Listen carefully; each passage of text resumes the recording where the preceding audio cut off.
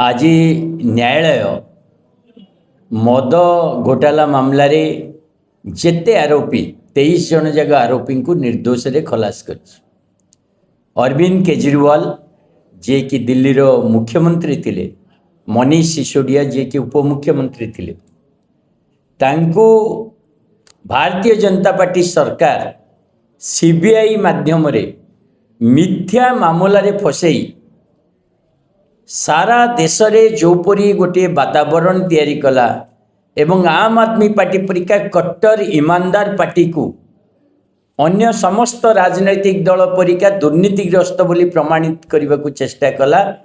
आज मान्यवर न्यायालय तार मुखा खोली देइछथि। न्यायालय केवल कही नांती जे मनीष सिसोदिया और अरविंद केजरीवाल और समस्त आरोपी निर्दोष बोली। तीक्ष्ण तांकर जो ऑब्जर्वेशंस रही जो जजमेंट रे से कहउचंती जे खाली पुला पुला कागज आउ डॉक्यूमेंट किंतु कौनसी प्रकार प्रमाण नहीं, कौनसी प्रकार विटनेस नहीं आ कौनसी प्रकार आधार नहीं ए प्रकार अभियोग आनिबा पाई मु आपण मानकु मने पकई दूची जेतबेले बेल रो हियरिंग चलतिला सुप्रीम कोर्ट निजे मान्यवर सुप्रीम कोर्ट जज सी सेतबेले भी कहितिले ए केस जेतबेले ट्रायल को जीवो 2 मिनिट भी तिष्ठिबो नहीं।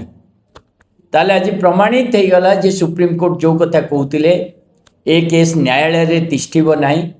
और आज मान्यवर विचारपति ताकू जजमेंट माध्यम रे प्रमाणित कले जे कौनसी प्रकार तथ्य नहीं, कौनसी प्रकार कागज नहीं, केवल गोटे कहानी आउ से कहानी है भारतीय जनता पार्टी षड्यंत्र।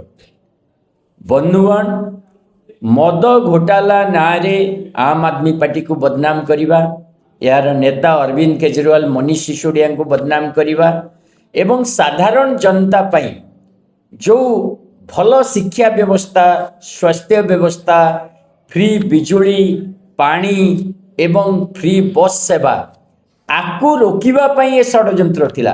ये केवल अरविंद केजरीवाल मनीष सिसोदिया को जेल को नबार षड्यंत्र नथिला, ये थिला भारत वर्ष रे जो नुआ राजनीति आमे करूचे, जो साधारण जनता पाई डेवलपमेंट राजनीति करूचे ताकू बंद करिवार षड्यंत्र। आ ता जगह रे आपण माने देखुचंत केमती भारतीय जनता पार्टी और संघ परिवार चारिआडे हिंसा, हिंदू मुस्लिम तांको भितर केमती घृणा हबो, केमती विभाजन हबो ता उपरे राजनीति आगु को नौचंती।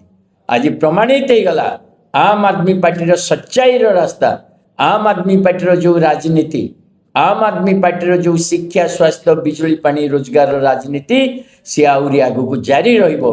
आ वर्तमान आपण मान जो कादुओ छिटा देखिथिले अरविंद केजरीवाल और मनीष सिसोदिया को ऊपर पकाइतला से पुणी फेरी आसिकी भारतीय जनता पार्टी मुहरे पड़ी। आमे आज ये प्रेस वार्ता माध्यम रे भी ओडिशावासी तथा भारतवासी को आह्वान दूचु जे आम आदमी पार्टी जो सचोट राजनीति, ये जो दुर्नीति भ्रष्टाचार विरुद्ध रे लड़ई आ जो भारतीय जनता पार्टी विपक्ष मानू मिथ्या आरोप रे जेल को पठेबार राजनीति ता उपरे आम समस्ते एकाठी हवा। एपर्यंत आपण देखंतु सोनम वांगचुक जेल रे चलची, डेट पर डेट चली, कौन से प्रमाण नहीं। जड़े वैज्ञानिक, जड़े देशप्रेमी, जड़े स्वाधीन चेता लोक को आज जेल रे पकाई। मुझे जानी आगामी दिन में से भी निर्दोष रे खलास हे, किंतु भारतीय जनता पार्टी भी जानी माने निर्दोष और कट्टर ईमानदार, किंतु हमको जेल रे जेते टाइम बंद करी हबो, वर्षे 2 मास 3 मास केते टाइम बंद करी हबो। आपण देखो 536 दिन मनीष सिसोदिया जेल रे रहिले, 156 दिन अरविंद केजरीवाल जेल रे रहिले। हमको केवल सामयिक भाव जेल रे अटकेबा आउ ये जो स्वच्छ स्वाधीन गोटे देशप्रेम राजनीति को अटकेबार ये जो षड्यंत्र आम तार निंदा करुचु।